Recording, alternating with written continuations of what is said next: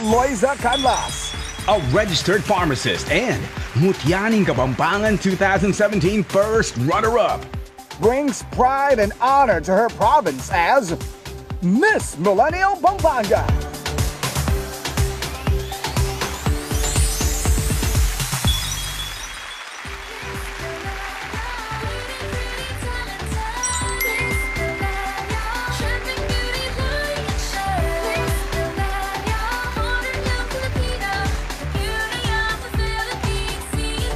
Magandang tanghali, Maya Paugto, Dabber Cats! From the heart of the Central Luzon, ang tahanan ng mga malalago at masasanting na Pilipino katulad nyo, Pampanga!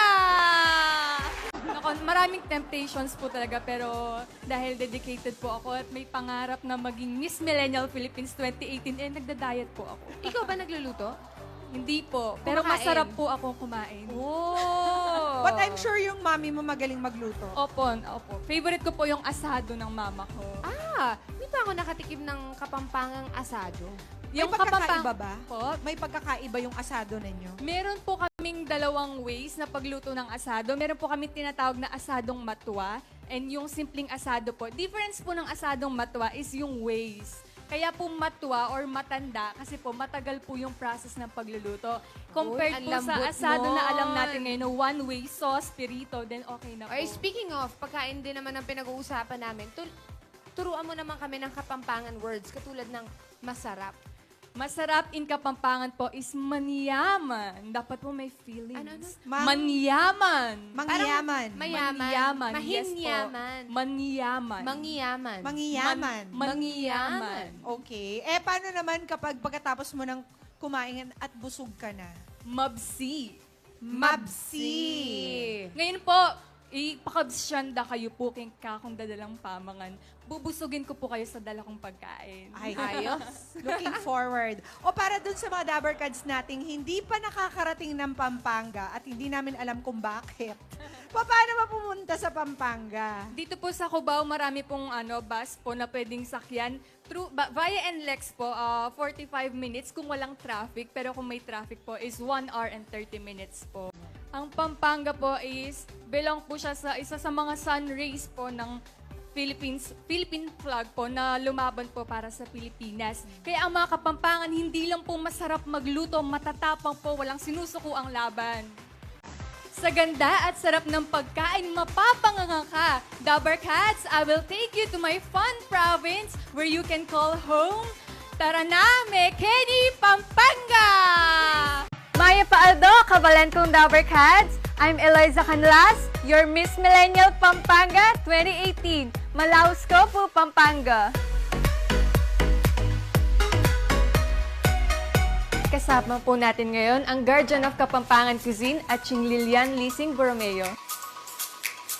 At kapag po ginagawa to, dapat may kasamang suede.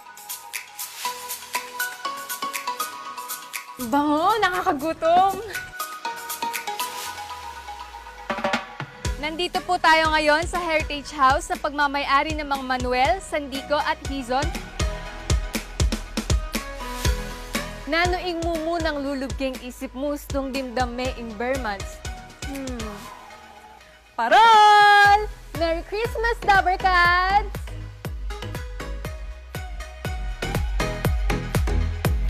Nandito po tayo ngayon sa Angeles City kung saan popular po ang sisig.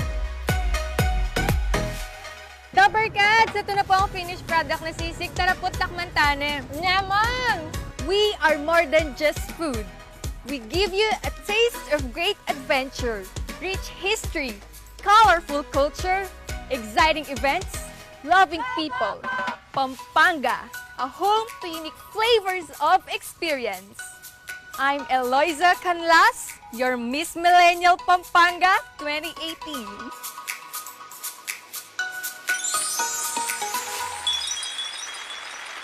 First stop po natin is ang aming pinagmamalaking giant lantern po. Alam niyo po ba, Dabber Cats, na dati po ay maliit lang po yung parol namin. Part po siya ng traditional procession, tinatawag po naming Lubenas. And nung nilipat po yung capital ng Pampanga from Bacolor to San Fernando, doon na po nalipat yung Digligang Parol. And ngayon po, nag-evolve na siya to 20 feet lantern po, Wow. na tinatawag Giant Lantern Festival, every December po. Yan naman ang pinakamalaking parol. Hindi po. Yung pinakamalaki po namin is 20 feet na meron pong 3,500 to 5,000 light bulbs. Wow. Maliit na bagay. Dapat malaki rin yung bahay na pagsasabitan Yes nun. po.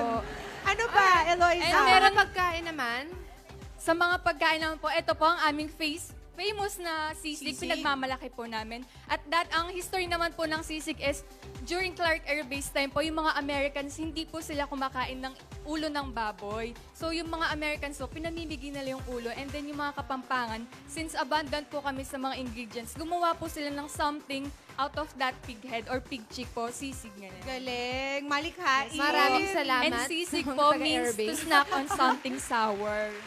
Oy, eto meron ako nabasa dito. Meron ka daw dalang rebueltong tuga. Rebueltong tugak Paborito po. natin yan. Yes Mga po. best friends ko. Ito po yung rebueltong tugak po. What It is means, that? in English po, to revolve. Yung kapag po may natirang pagkain, rini-recycle po, pwede pa po siyang ulamin kinabukasan. Kaya ito po, Ano ang nandyan? Sa Anong mga sangkap hindi niyan? nakakaalam. mga palaka po. Ayun, Kaya po ikaw rebueltong talaga sinikret mo yung part Opo. na yun. Para daw itry natin. Ito, tanungin mo to. Ano tong next? Eto, ano yung paksing demonyo? Paksing demonyo po, ito po, gulay po siya na paksiw. Alam ko kung ba't demonyo dahil maraming sili. Hindi po. Ay, hindi? Hindi po. Eh. Yung story po kasi, yung story po nito is meron pong fisherman noon na nag-request po ng paksiw na isda sa asawa niya. Okay. Pero yung asawa po niya, busy po sa paghanap ng ingredients. Yung demonyo, kinuha po yung isda. Ninakaw po yung isda. Kaya po yung wife, para hindi ma-disappoint yung asawa niya, gumawa po siya ng paksiw sa gulay. And hindi naman po napansin ng asawa niya. Kaya doon na po naging sikat Wow. yung Doon paksiw pala demonyo. nanggaling yun. Hindi naman mag-guess Yes yun in a po. million years. Oh guys, dig in. Tumikim Ano ang na gusto kayo. nyo tikman? Iaabot ko sa inyo. At meron pa po pala akong Ano dala. pa, Eloisa? May dala po ang pinakamaliit na sandok at syonse. Yan, na-intriga kami ni Pauline Yes dyan. po. Bakit may small version at big version? Ang story po ng mga kitchenwares po is sa Basa Air Base, sa bayan po ng Florida Blanca, meron po nag-crash na airplane. And yung mga Kapampangan po, kinuha nila yung aluminum or yung metal, then nagpukpuk po sila, gumawa sila ng kitchenwares. Yung pangunahing Ito, pangkabuhayan po ng mga Florida Blanca is kitchenwares po, pukpok. Ito, napakalaki. Opo. Buong Pampanga, malulutuan ko dito. Pang ano talaga yan? Pang cook, Eloisa? Yes po. Yung sandok na yan. O, so ano bang tinitikman nyo ngayon? Yung Tocino. tocino. Tocino. Meron po kaming iba't ibang klase ng tocino. Meron po kaming Carabao, chicken, and then yung dalawa pong original na tocino, yung isa po fatless. Para po sa mga medyo nagda-diet. Pero Ito. cheat day. Bagay ito sa mga nagda-diet. Ito po, naku, bawal Ito po, pero talaga. bawal po talagang masarap. Ito pong chicharon namin, yung may laman. Hindi lang po siya yung singaw na chicharon. Hindi lang yung balat na balat, Opo. may kasamang taba. May kasama po siyang laman. Napakasarap. Ang Torones de Casoy po. Ay. Yung store naman po yan, yung Dominican sister po, tinuruan yung mga Kapampangan na gawin po yun. Inspired po from Spain delicacy po. Kasi And meron din po kaming San Nicolas cookies. Yung dati po, dinadasalan po nila yung mga San Nicolas cookies kasi po wala pa po tayong oven timer. Nagpe-pray po sila ng Our Father, Ave Maria, and Gloria. Okay. O, AK, you have to try the turones de casoy. Suman po sa Kabalanchan.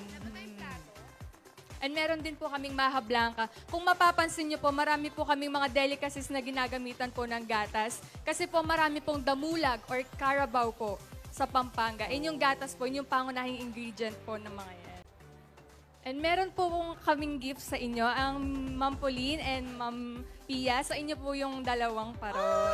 Hindi lang po kami puro pagkain, meron din po kaming attractions. And Give me your top 3. Top 3 po. Meron po kaming San Guillermo Parish na nilubog po ang 3/4 po ng parish na yun nung nilahar po, nung sumabog po yung Mount Pinatubo. And kung kung pupunta po kayo sa San Guillermo Parish, yung papasukan nyo pong pinto is bintana na po. Yun na po yung door ng upper choir. Kasi po yung pinaka pinto, lumubog na po. Alright. Second. Meron din po kaming Punings Hot Spring. Yun po ay yung mga workers po doon ay mga kababayan po nating ETA. Parang wellness facility po ito. Yung interesting po dito is meron po silang sand spa. Yung tatabunan ka po nila ng mainit. Sand yes spa. po. Na meron pong charcoal sa baba kaya medyo mainit po. Therapeutic effect po siya. Para po sa mga masasakit niyong kasukasuan. And meron din po kaming Sky Ranch na part lang po siya ng isang mall sa Pampanga. Kung ang Metro Manila po ay largest mall in Asia, ang Pampanga po ay longest mall at ang tallest and biggest Ferris wheel in the country. Miss Millennial Philippines 2018 will take home 500,000 pesos. She will also drive home a brand new Mitsubishi Montero Sport and move into her new house and lot from Lessandra. Angat ka dito! A special prize also goes to the Bayanihan Queen, who will bring home 100,000 pesos.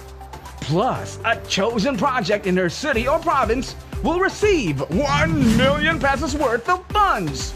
Let us find out who will be this year's winners of Miss Millennial Philippines 2018.